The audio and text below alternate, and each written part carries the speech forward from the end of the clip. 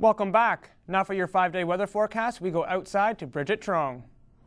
Today is the last Friday of winter, and luckily temperatures will be reaching a comfortable 12 degrees with some variable cloudiness throughout the day. But don't let the afternoon temperatures fool you. Make sure you dress accordingly and bring a warm jacket this evening when you head out for a night on the town, because temperatures will be dropping quite dramatically. Now let's turn to your 5-day weather forecast for more. Expect temperatures to dip to a chilly -2 degrees by this evening, but it will feel more like -7. Luckily, you'll be waking up to warmer temperatures on the last day of winter tomorrow with the high of 5, but the cool evening trends will continue with the low of -2. On the first day of spring, expect a high of 6 with a low of -3.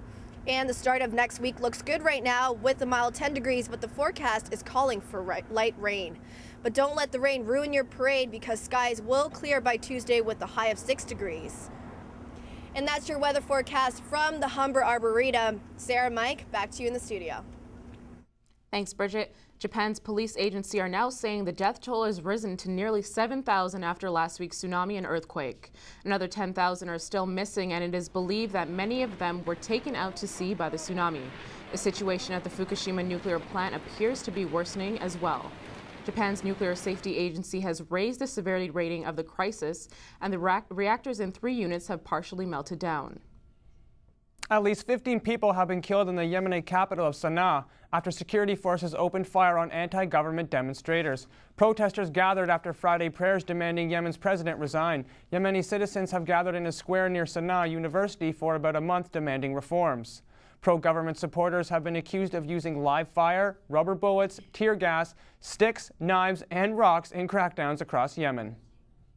The government in Bahrain is detaining opposition leaders, urging Saudi Arabia to withdraw their military presence from the small island nation. 7 opposition leaders were arrested Thursday after Bahrain allowed fellow Sunni-ruled neighbors to help crack down on protesters. Recent deaths include 3 civilians and 3 policemen who were run down by moving vehicles. Shiites in Bahrain say they want the same treatment as Sunnis. Look up in the sky. It's a bird. It's a plane. No, it's supermoon. This Saturday, the moon will be closer to the Earth than it's been in 18 years. The March supermoon may appear 40% larger and up to 30% brighter than usual. The moon hasn't been this large since March 1993. And now with your sports news, here's Miranda Anthesol.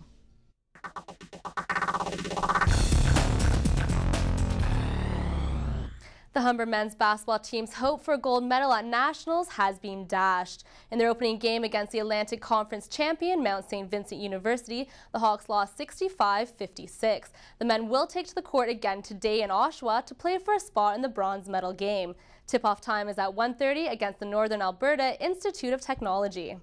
And back here at home, Humber is hosting the OCAA Men's and Women's Volleyball All-Star Weekend. Starting this evening, the event will have both recreational and competitive games between top volleyball players. More than 60 athletes from across the province will be representing 23 Ontario colleges.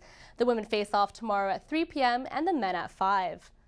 In pro sports, the Leafs failed to make any ground on their playoff hopes in South Beach last night, losing to the Florida Panthers 4-0. The Panthers get 2 points from Stephen Weiss and Sergei Samsonov and 24 saves from goaltender Scott Clemenson. This is the 11th time the Leafs have been shut out this season. Ron Wilson opted to rest the red-hot James Reimer, instead starting J.S. Giguere, who made 22 saves in the loss. The Leafs now sit in 11th place in the East after a win by the Atlanta Thrashers. Buffalo, Carolina, and New York were idle last night. March Madness is now officially in full swing. After day 1, 14 teams advanced to the next round, including some underdogs. Winners from yesterday include Butler, Kansas State, UCLA, Gonzaga, UConn, and the 13th ranked team in the Southwest, Morehead State, who upset Louisville 62-61. In Grapefruit League action, the Blue Jays picked up a 7-6 win against the Philadelphia Phillies yesterday. The Jays got homers from Juan Rivera and Edwin Encarnacion and 5 solid innings from starter Jojo Reyes. The Bluebirds beat up on all-star pitcher Cliff Lee, who surrendered 7 hits and 5 runs while taking the loss. And in soccer news, Toronto FC is kicking off their season this weekend in Vancouver. They'll be taking on the expansion Vancouver Whitecaps. This game marks the first ever match for the MLS's newest team.